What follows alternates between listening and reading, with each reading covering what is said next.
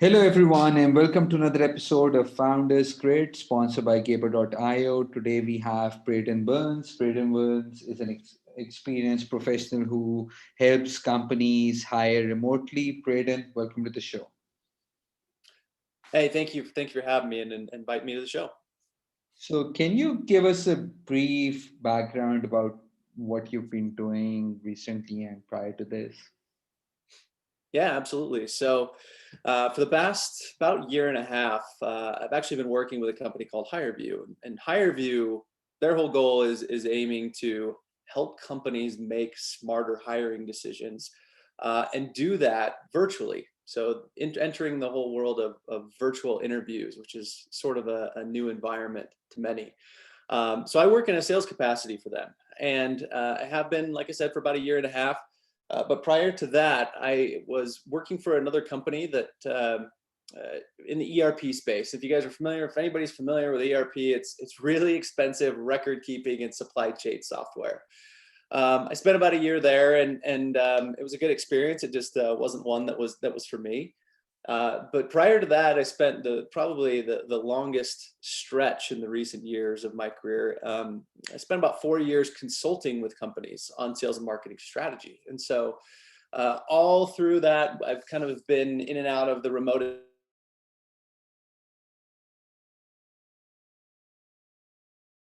And in fact, I don't ever have to go on site with customers. And so we do everything remotely. The whole company does. And we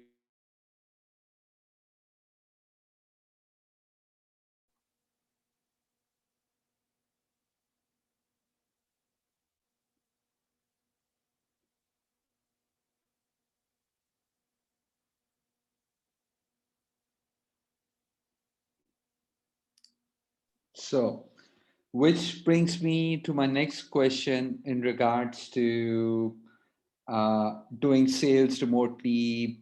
Um, have you been like focused towards doing sales remotely the whole time, or you used to be an in-person sales individual who eventually became doing sales remotely? And how was the transition like, and how was the experience like? Yeah, good question. So I have mostly been located out of the Salt Lake City office. And most of what I have done historically at HireVue has been remote. Now, we had teams that would go in person and meet with customers.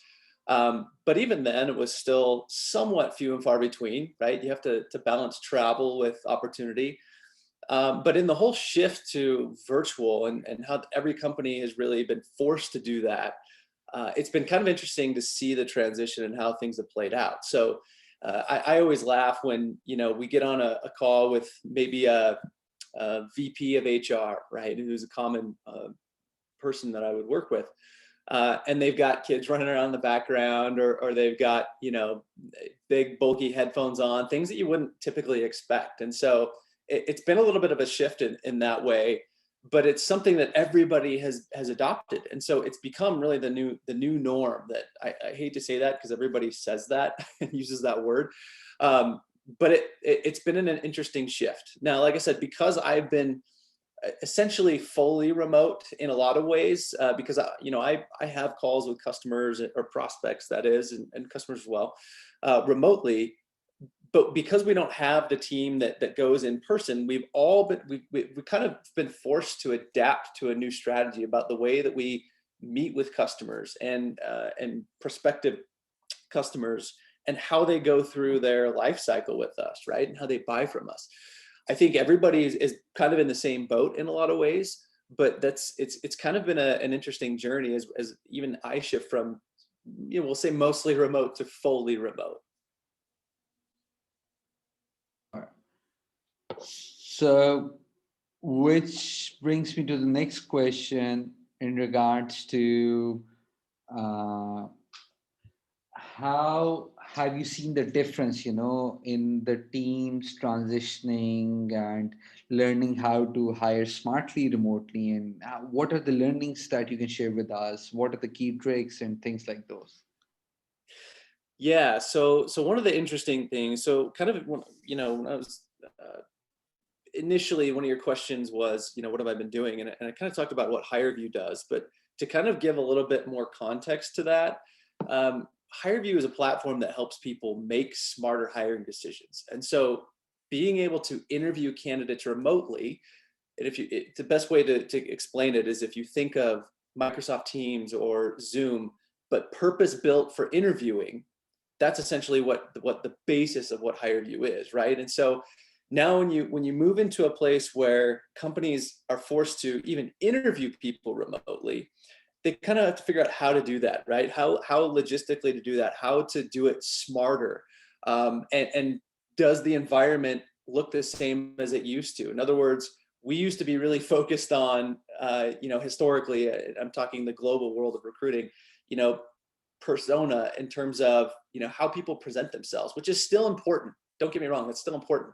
But when we're talking about roles such as, we'll take high volume hourly type roles for a minute, right? Those make up a huge number of hires across the country. And when you can't invite those people into an office to interview them in person, or even have them give you a resume or an application in person, how do you go about doing that remotely? And how do you make a smarter decision through that huge candidate pool for people that might fit the role?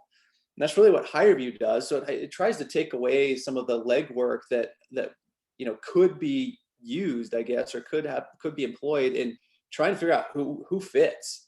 And it does a lot of that for you. And there's a lot of background science behind it, and IO psychology. But really the kind of nuts and bolts behind the answer to your question is that there are ways to do it, and technology has been a huge piece of people being able to do it smarter. Got it. So, and the adaptability towards technology, the transition, the comfort level, I foresee that most of the companies have adapted towards it, right? In the last 6 to 8 months, they've been forced to adapt towards it. And now people have become more and more receptive towards even global hiring, hiring across borders and things like that. So in your experience, have you seen this difference also happening, that people are engaging with teams across different time zones and everything? And based on your learnings, what are their key things that keeps a team together? Previously it used to be over pizzas or beers and stuff like that. But what keeps the teams together now in the digital world? Yeah, so really good question. And kind of to illustrate that, I was actually looking at a prospective customer of ours the other day. And when I went to go apply for a role there, just to see how they were doing things today, they actually had a little category that said virtual. And what they were saying, what they were showing and they were highlighting was all of the roles and the open positions that they were hiring for that were completely virtual. And so a lot of companies have done that, right? It's turned into not just hiring in Salt Lake City, Utah, or somewhere in Southern California, to completely remote. And so it could be cross borders. It could be another state over. It could be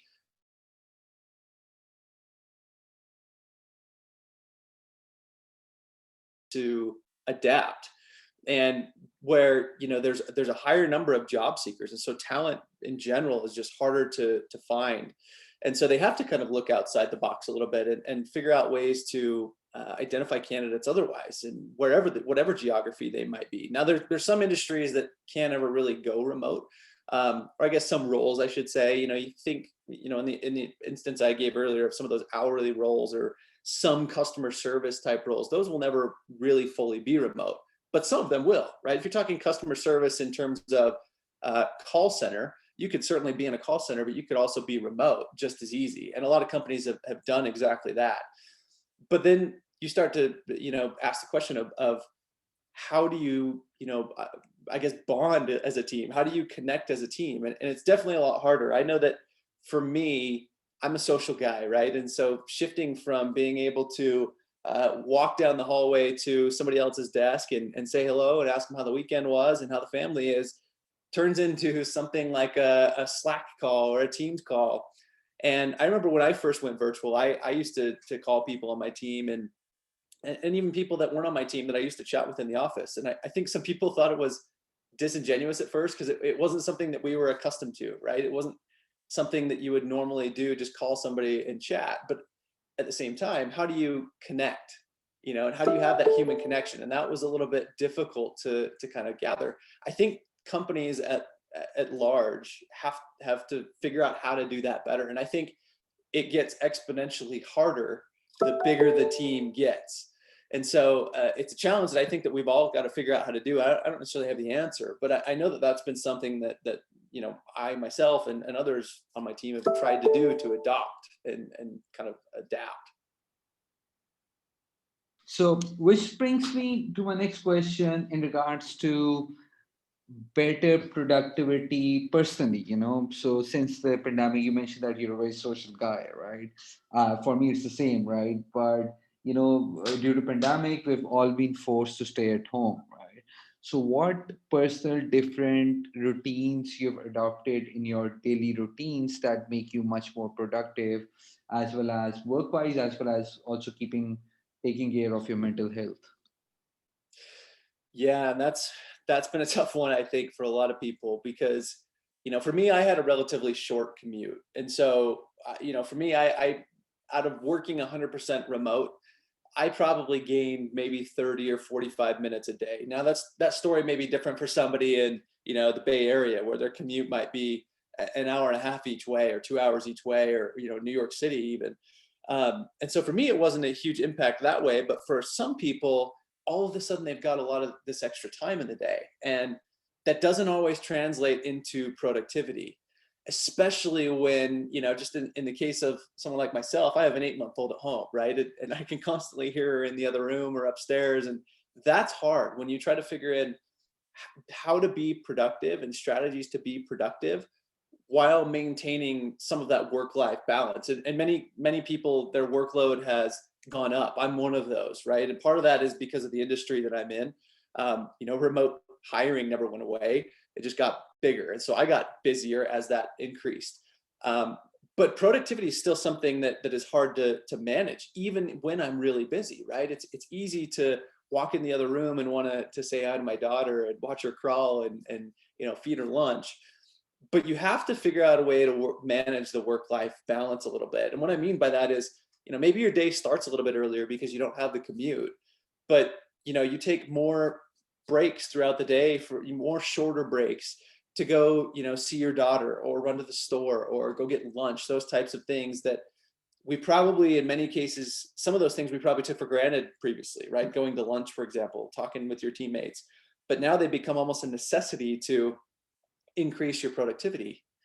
And productivity is hard to manage anyway remotely, just because some things are measurable but some things are not. And it's something that I don't necessarily have all the answers to. I know how I've adapted to it, but I can only imagine how many companies are still trying to figure out how to manage productivity remotely for so many different roles.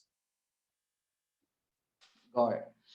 Last question, Brayden.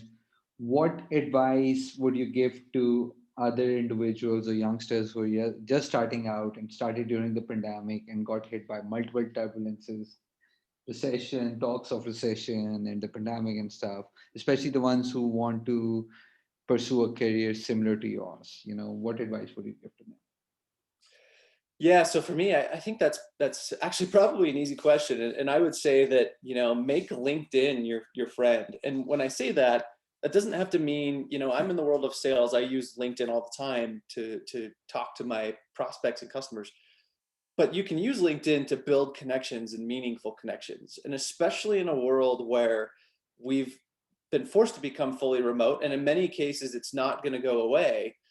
We can leverage tools like that to help build meaningful connections and springboard your career. So start connecting with people that you might find influential, or that you have a mutual benefit by connecting with them. Maybe you've got some connections that they might be interested in. Maybe they're a part of a group on LinkedIn that is a group that you want to be a part of and learn more from this person and others like them. That's probably the biggest thing. I think where, just in the world of professional careers that we're all in here, LinkedIn can be used in whatever medium you want it to be used in, right? It doesn't matter if you're talking about development and software development. It doesn't matter if you're talking about going into enterprise sales. It's almost always a benefit. And so I would say that's probably the number one thing to take advantage of.